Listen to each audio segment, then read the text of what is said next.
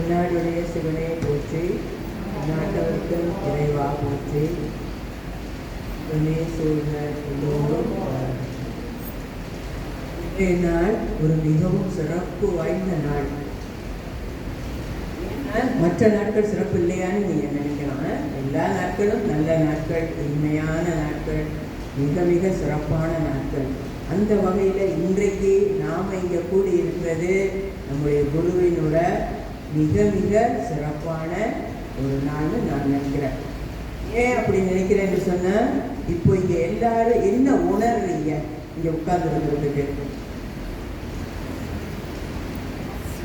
ஒரு நேர்முகமான சக்தி எல்லாரையும் ஆட்கொண்டு இருக்கு. இங்கே பாசிட்டிவ் எனர்ஜி எல்லாருக்கிட்டே இருக்கு. இப்போ நான் உணர்றேன் அதில் நிறைய. எப்படி அந்த சக்தி இங்கே வருது? அந்த பாசிட்டிவ் எனர்ஜி எப்படி இங்கே வந்து சேருது? கோவில்னு சொன்னாலே இந்த ஆலயத்துக்கு நிறைய இருக்கும் சக்தி. அந்த பாசிட்டிவ் எனர்ஜி கோயிலில் நிறைஞ்சு இருக்கும். எப்படின்னா எப்படி வருது? அண்டத்திலிருந்து வருகிறது. அண்டம் என்றால் சூரியன். சூரியன் இடத்திலிருந்து சுக்கிரனுக்கு போய் சுக்கிரன்லேருந்து இந்த கோவிலில் கலசம் இருக்கு மேலே, தெரியுதானே? எல்லாருக்கும் கும்பாபிஷேகம் செய்வாங்க. அந்த கலசத்துக்கு வந்து அந்த கலசத்திலிருந்து விக்கிரகத்துக்கு இறங்கும். விக்கிரகத்திலேருந்து எப்படி இந்த கோவில் பூரா அந்த சக்தியை வியாபித்திருக்குன்னா, அந்த சக்தி அபிஷேகத்தின் மூலமாகத்தான் அந்த சக்தியை அந்த கோவில் பூராவும் வியாபித்திருக்க முடியும். அந்த அபிஷேகத்தை செய்யும் பொழுது அந்த விக்கிரகத்தில் வந்து இறங்கின அந்த சக்தி, பாசிட்டிவ் எனர்ஜி அப்படியே பரவும். அதனால தான் நம்ம முன்னோர்கள் எல்லாம் சொல்லுவாங்க, அடிக்கடி கோவிலுக்கு போகணும்னு. கோவிலுக்கு போனாலும் ஒரு 10 நிமிஷமாவது உட்கார்ந்துருக்க வேணும் கோவிலில். அங்கே கொஞ்சம் அப்படி உட்கார்ந்துருந்தா அந்த நேரத்தில் அந்த சக்தி நம்மளை வந்து சேரும். அது நமக்கு புத்துணர்ச்சி மட்டும் இல்லை, பல வகையில் நன்மைகளை தர வல்லது. அதனால் கோவிலுக்கு வந்து அந்த சக்தி எடுத்துட்டு நாம் நேராக வீட்டுக்கு தான் போகணும்னு சொல்லுவாங்க எங்கள் வீட்டு முன்னோர்கள் எல்லாம். ஏன்னா அந்த சக்தி நம்ம கூட வர அந்த பாசிட்டிவ் எனர்ஜியை, அந்த நேர்முக சக்தி நம்ம வீட்டில் கொண்டு போய் தான் வைக்கணும். கோவிலுக்கு போயிட்டு ஒரு ரெஸ்டாரண்ட்டுக்கு சாப்பிட போகிறதோ இல்லை ஒரு கடைக்கு பொருள் வாங்க போகிறதோ செய்யக்கூடாதுன்னு சொல்லுவாங்க எங்கள் வீட்டு முன்னோர்கள் எல்லாம். அதனால் கோவிலுக்கு போனால் நேராக வீட்டுக்கு தான் திரும்ப வரணும். அந்த சக்தியை நாம் ஆட்கொள்கிறோம். இப்போ இன்றைக்கு நான் ஒரு சிறப்பான நாள்னு சொன்னேன். ஏன்னா அந்த சக்தி அப்படி வியாபித்து இருக்கு. அது எப்படி இங்கே வந்ததுன்னா, நம்மளுடைய குரு ஜீவசக்திக்கு போய் அந்த குரு நிலையை அடைந்த நம்முடைய குரு, நான் ஒரு குருவாக தான் பார்க்குறேன். தூதர் நிலையிலேருந்து அவங்க ரொம்ப உயர்ந்த நிலைக்கு போயிட்டாங்க. ஆகையால் அந்த நிலை எப்படி வந்ததுன்னா அண்டத்திலிருந்து வருகிறது. அண்டம் என்பது சூரியன். அந்த சூரிய நேரத்திலிருந்து தான் இந்த பிண்டத்துக்கு வருகிறது, நமக்கு வந்து சேருகிறது. நாம தான் இந்த பிண்டம். அண்டத்திலிருந்து பிண்டத்துக்கு வந்துன்னா எப்படி? அது ஒரு சாதாரண சக்தி இல்லை, சாதாரண விஷயமும் இல்லை. நம்மளுடைய குருவின் மூலமாகத்தான் அது நமக்கு வந்து சேர்ந்து வியாபித்திருக்கிறது. அது எப்படி வந்தது? தியானத்தின் மூலமாக. யாவரும் சிறப்பாக 5 முறை இந்த தியானத்தை ஒவ்வொரு நாளும் செய்ய வேண்டும். அதுதான் நம்ம குரு எப்போதும் வலியுறுத்தி கொண்டே இருப்பார். இவங்க எப்படி அந்த ஜீவசமாதி நிலையை அடைந்தாங்க? அவ்வளோ சீக்கிரம் ஒருத்தருக்கு கிடைக்குதுன்னா என்னை பொறுத்த வரைக்கும் அது ஒரு பெரிய விஷயம். ரொம்ப சிரமம் அந்த நிலையை அவங்க அடையிறது. எப்படி அவங்களுக்கு கிடைச்சிருக்கு அப்படின்னா, தவ நிலை. தவமிருந்து கிடைச்சது அவங்களுக்கு அந்த சக்தி. தவ நிலை என்பது என்ன? நாம் செய்யறதெல்லாம் தியானம். நம்ம குரு எப்போதும் சொல்லுவார், தவம் இருக்க வேண்டும், தவம் எடுக்க வேண்டும். தவம் எடுத்தால் நமக்கு என்ன கிடைக்கும்? ஞானம் கிடைக்கும்னு சொல்லுவார். ஞானம் என்பது அந்த சக்தி. அந்த சக்தி எங்கேருந்து கிடைக்கும்? ஒரு மரத்துலேயோ ஒரு செடியிலையோ வந்து நமக்கு வரவே முடியாது, இயலாத ஒரு காரியம். ஆகையினால அந்த சக்தியை நாம் எடுக்க வேண்டும் என்றால் தவ நிலைக்கு போக வேண்டும். நம்ம அவங்க குரு எப்போதும் சொல்லுவாங்க, மனதை பலி கொடுத்து தியானத்தை செய்ய அப்படின்னு. எப்படி பலி கொடுக்கறது? பலி கொடுத்ததுன்னா என்ன? இப்போ நம்ம கோவிலுக்கு போகிறோம், கோயில் வாசலுக்கு வந்ததும் கோபுர தரிசனம் செய்ய வேண்டும். கோபுர தரிசனம் கோடி புண்ணியம்னு சொல்லுவாங்க. அப்புறம் உள்ளே வந்ததும் கொடி மரத்தை போய் வணங்க வேண்டும். அதில் திருமூர்த்திகள் மும்மூர்த்திகள் எல்லாம் இருக்கிறதுனால அதை வணங்கி அவங்க ஆசையை வாங்க வேண்டும். அந்த கொடி மரத்துக்கு பக்கத்தில் ஒரு சின்ன ரவுண்டாக வட்டமாக ஒரு இது இருக்கும் பார்த்துட்டீங்க தானே, அதுதான் பலிபீடம்.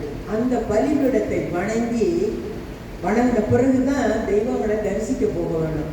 ஏன் அதை வணங்கணும் என்றால் நம் மனதை பலி கொடுக்க வேண்டும். பலி கொடுத்தோம்னா இன்னைக்கு என்கிட்ட இருக்கிற கஷ்டம், நஷ்டம், மனது டென்ஷன், அது இது எல்லாத்தையும் இங்கே இறக்கி வச்சுட்டு நான் தரிசனம் பண்ண வேண்டும். எனக்கு எல்லா சக்திகளும் நேர்முகமாக என்னை அடைய எனக்கு வழிவிட வேண்டும்னு வேண்டிக்கிட்டு அங்கே போய் நாம் தெய்வ தரிசனம் செய்வோம்.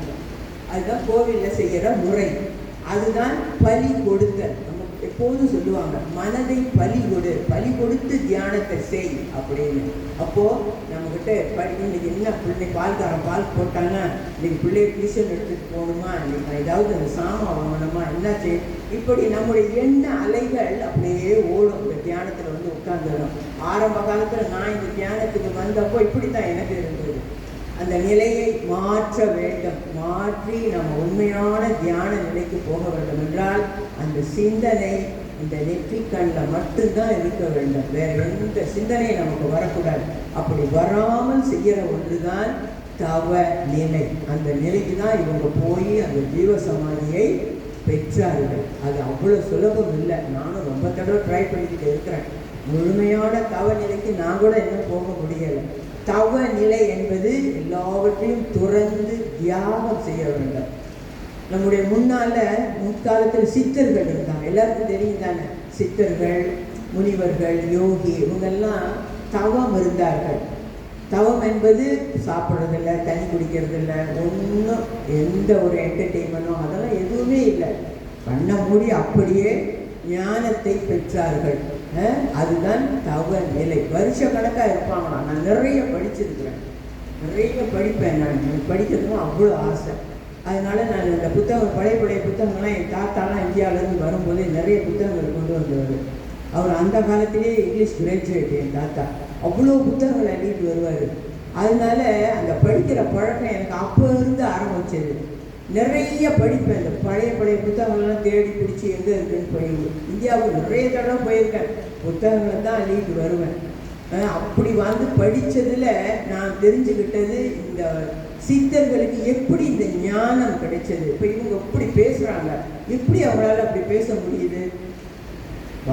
பரமாத்மா கொடுத்த ஞானம் அது அவங்களுக்கு. அதனால அப்படி அவங்களுக்கு அந்த விஷயங்களை அப்படியே மின்னல் வேகத்தில் அப்படியே சொல்ல முடியுது அவங்களால. நம்மளாலலாம் முடியாதுன்னு நான் நினைக்கிறேன். வேறு யாராவது செய்ய முடியுமோ தெரியல, இருக்கலாம். அப்படி ஒரு ஞான நிலை அவங்க அடைந்தார்கள் என்றால் சாதாரண விஷயமே இல்லை. இப்போ இந்த தியானத்தில் எவ்வளவு பெரிய விஷயம் அடங்கியிருக்கு பாருங்கள். இந்த சித்தர்கள் எல்லாம் அப்படி வருஷ கணக்காக தியானம், அந்த தவம் இருந்ததுனால தான் அவங்களுக்கு அந்த ஞானம் கிடைத்தது. இப்போ நாம் தியானம் ஆரம்பிக்கிறதுக்கு முன்னே யோகாசனம் பண்ணுறோம். அந்த யோகாசனம் ஏன் செய்யணும்? நம்முடைய சக்கரங்களை இயக்குவதற்கு. சக்கரங்களை இயக்கி அது செயல்பாட்டிற்கு கொண்டு வந்து அதன் பிறகு நாம் நம்ம மனநிலை, உடல் எல்லாத்தையும் ஒரு நிலைப்படுத்தி அந்த தியானத்தை செய்தால் அந்த ஞானத்தை பெற முடியும். அப்படிங்கிறது அவங்க தான் கண்டுபிடிச்சாங்க, சித்தர்கள், அவங்களுடைய தவ வலிமையால். இப்போ நாம் நாடி பயிற்சி செய்யலாம். இதை எப்படி கண்டுபிடிச்சாங்க? எப்படி இந்த முதுகு தண்டை சரியாகும், இந்த மூச்சு பயிற்சி, இதெல்லாம் அறிவியல் சம்மந்தப்பட்டது. ஆராய்ச்சி பண்ணினா கூட கண்டுபிடிக்க முடியுமான்னு என் சிற்றறிவுக்கு தெரியவே மாட்டேங்குது. அவ்வளோ யோசித்து பார்க்குறேன். அப்படி ஒரு உன்னத நிலை இந்த தவ நிலை. அதுக்கு போய் தான் நம்ம தூதரில் இந்த அவங்க ஜீவசமாதியை அடைஞ்சு இன்றைக்கு நான் அவங்க குருவாக தான் பார்க்குறேன், தூதராக இல்லை. அவங்க அந்த நிலைக்கு போயிட்டாங்க. ஆக இந்த நிலைகளை நாம் அடைய வேண்டும் என்றால் ஒரே ஒரு வழிதான். நாம் எல்லாரும் அறிந்தது தியானம் செய்வது தான். அதிகம் முறையாக 5 முறை, குறைந்தது 5 முறைன்னு நம்ம குரு சொல்வார். அதுக்கு மேலேயும் செய்யலாம், ஆனால் 5 மிக முக்கியமானது. தவறாமல் செய்ய வேண்டும். பல வேலை நமக்கு அலுவல், அது இது பிரச்சனைன்னு, உடல் நோவு, உடல் வலி, இது எல்லாத்தையும் போக்குறதுக்கு ஒரே வழி இந்த தியானம் தான். குரு அடிக்கடி சொல்லுவார், நோயற்ற வாழ்வை குறைவற்ற செல்வம். அந்த நோய் இல்லாமல் இருக்கிறதுக்கு நம்மளுடைய சக்கரங்கள் இயக்கப்பட்டு மனதை ஒருநிலைப்படுத்தி நாம் தியானிப்போமானால் நம்முடைய நோய்களும் நம்மளை விட்டு விலகி போய்விடும். இதெல்லாம் உண்மை. ஆராய்ச்சியாளர்களால் கண்டுபிடிச்சு சொல்ல முடியாத உண்மைகள் இந்த தியான தவ வலிமையால் நாம் அடைவது. இதெல்லாம் சாதாரண விஷயமே இல்லை. ஆகையால் இந்த நாள் மிக மிக சிறந்த நாள். நான் ஏன் சொன்னேன்னா, இன்னொரு காரணம், கடந்த வருடம் இந்த மாதிரி நாம் ஒவ்வொரு வருஷமும் செய்து கொண்டு இருக்கிறோம். இந்த மே கடந்த வருடம் இந்த மாதிரி தூதர் தினம் நாளுக்கா இல்லை தைப்பூசத்தன்றைக்கா எனக்கு சரியாக ஞாபகம் இல்லை, நாம் அருட்பெருமான் வைத்தீஸ்வரன் ஆலயத்தில் செய்யும் பொழுது அன்றைக்கு எல்லாரும் உட்கார்ந்து நம்ம கண்ணை மூடி அப்படியே நான் தியானத்துக்கு போன உடனே நான் பார்த்த முதல் காட்சி, அன்றைக்கு அவங்க சொன்னாங்க, இன்னைக்கு பரமாத்மா வராரு, எல்லாரோட கணக்கு வழக்கையும் பார்ப்பாரு அப்படின்னு. நான் ரொம்ப யோசித்தேன், எப்படி கணக்கு வழக்கு பார்ப்பாரு? நம்மளோட செய்தது நல்லது கெட்டது எல்லாத்தையும் பார்ப்பாரா? என்ன செய்திருக்கிறோம், புண்ணியங்கள் பாவங்கள் என்ன இருக்குன்னு தெரியலையே, எப்படி கண்டுபிடிப்பாரு? கண்ணை மூடி தியானித்தவுடன் குரு இங்கே அமர்ந்திருந்தவர் இல்லை, அவர் தலை வழியாக நம்முடைய பெரிய குரு இறங்கி வருகிறார். அப்படியே படத்துலலாம் பார்க்கணும், அப்படியே வருங்க, அந்த மாதிரி அப்படியே வியாபித்து வெளியே வர்றார். வந்து ஒவ்வொருத்தரோட தலையும் போய் இப்படியே பார்த்து கணக்கு போடுறாரு. எல்லாம் வந்து இந்த அத்தனை பேரையும். இப்போ குரு அங்கே இல்லை, அப்போது அதுதான் பரமாத்மா. அவங்க கிட்ட இருந்து அப்படி வர்றதுல அந்த சக்தியை அவங்க பெற்று விட்டார்கள். இது ஒரு அற்புதம், அபாரமான சக்தி. அந்த சக்தி அவர் எப்படி குரு இப்படி வந்தார் என்றால், கூடு விட்டு கூடு பாய்கிறார். இதையும் நான் நிறைய படிச்சிருக்கிறேன். விக்ரமாதித்தன் கதைகள்னு ஒரு பகுதி இருக்குது தமிழில். அந்த விக்ரமாதித்தன் கதைகளில் அவர் வேதாளத்தை சுமந்துக்கிட்டு வருவார், இவர் ஒரு கதையை சொல்லுவார், அது பதில் சொன்னது திரும்பவும் ஓடிடும். அப்போது அது கூடு விட்டு கூடு பாயும் நிலை. அப்போல்லாம் எனக்கு எதுவுமே புரியாது, படிப்பேன், நிறைய படிப்பேன், ஆனால் அந்த கூடு விட்டு கூடு பாயும் நிலை வந்து புரியவே இல்லை எனக்கு. இந்த தியானத்தில் வந்து நான் அன்றைக்கு குருவை பார்த்த பிறகுதான் கூடு விட்டு கூடு பாய்தல் என்பது எந்த மாதிரியான ஒரு உன்னதமான நிலை, விவரிக்க முடியாத ஒரு உயர்ந்த நிலை. அது குரு நியூசிலாந்துலேருந்து இங்கே வந்து இவங்க உடம்புலேருந்து இங்கே வந்து பார்த்து செய்கிறாருன்னா அது எப்படி சாத்தியமாகுது, எப்படி அது செய்ய முடியுது? அதுதான் இந்த தவத்தின் நிலை. இந்த தவத்தால் கிடைக்கக்கூடிய ஒரு உன்னதமான நிலை அந்த தவம். அதுக்கு தான் ஒவ்வொரு நாளும் ஒவ்வொருத்தரும் முடிஞ்ச அளவுக்கு இந்த 5 முறையாவது கட்டாயமாக செய்ய வேண்டும் என்று நம்முடைய சக்தி ஜோதி ஞான உபதேசம் கண்டிப்பாக வலியுறுத்துகிறது. இன்னொரு விஷயத்தையே நான் பகிர்ந்து கொள்ள விரும்புகிறேன். இந்த வருடம் தைப்பூசத்தன்று நாம் ராகவேந்திரா சுவாமி சன்னிதானத்தில் போய் தியானம் செய்யணும். அன்றைக்கும் அப்படித்தான், அது ஒரு அற்புதமான காட்சி என் கண்ணுக்கு தோன்றியது. தியானிக்கும் பொழுது அன்னை மூடி நான் தியானத்தை தோன்றின உடனே நம்முடைய குரு அந்த இடத்துல இல்லை. அந்த சுவாமி ராகவேந்திரா சுவாமி வந்து அமர்ந்து அந்த இடத்துல அவ்வளவு ஒரு மகிழ்ச்சியான அவர் சூழ்நிலையில் அவர் ஒவ்வொருத்தரையும் ஆசீர்வாதம் பண்ணினார், ஒவ்வொருவராக ஆசீர்வாதம் பண்ணினார். அந்த தியானம் முடிகிற வரைக்கும் நான் பார்த்த ஒரு அற்புதமான காட்சி. அதுதான் நாம் சொல்கிறோமே பேரின்பம். அந்த பேரின்பமான ஒரு உணர்வை நான் உணர்ந்தேன். அதை தான் நான் உங்கள் கூட பகிர்ந்து கொள்கிறேன். இன்றைக்கு குரு கேட்டுக்கொண்டார், அம்மா நீங்கள் போய் அதெல்லாம் சொல்லி ஆகணும்மா அப்படின்னு.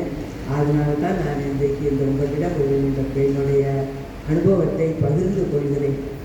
எனவே இதற்கு இந்த மிகவும் முக்கியமானது, இந்த சகல தவ நிலைக்கு நாம் போக வேண்டும் என்றால் இந்த தியானத்தை நாம் சிரத்தையோடு செய்ய வேண்டும்.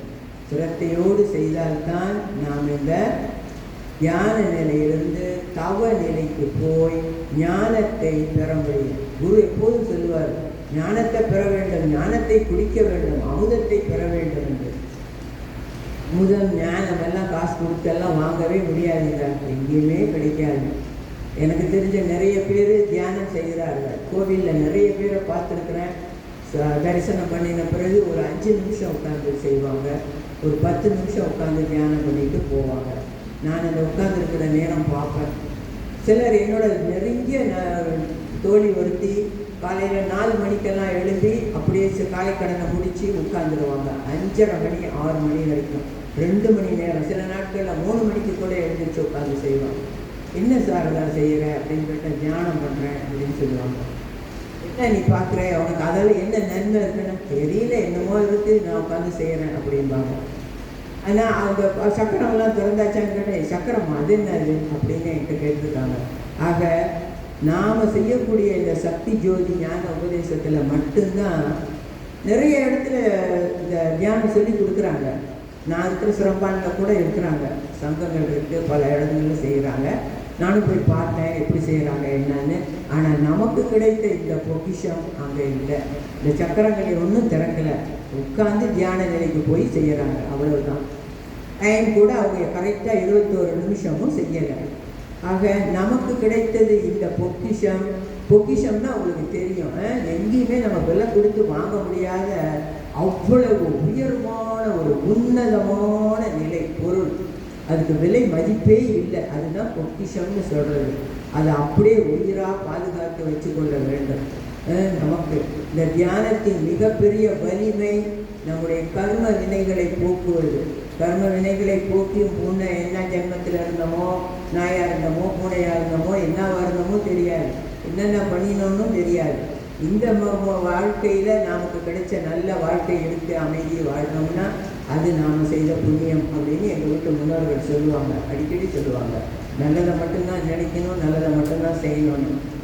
அந்த வகையில் இந்த தியானம் எனக்கு கிடைச்சி நான் இதில் சேர்ந்தது கூட ஒரு பெரிய பாக்கியம், பொக்கிஷம்னு தான் நான் நினச்சி கொண்டு இருக்கிறேன். அவ்வளவு ஒரு நன்மைகள் தன்மைகள் இதில் இருக்குது.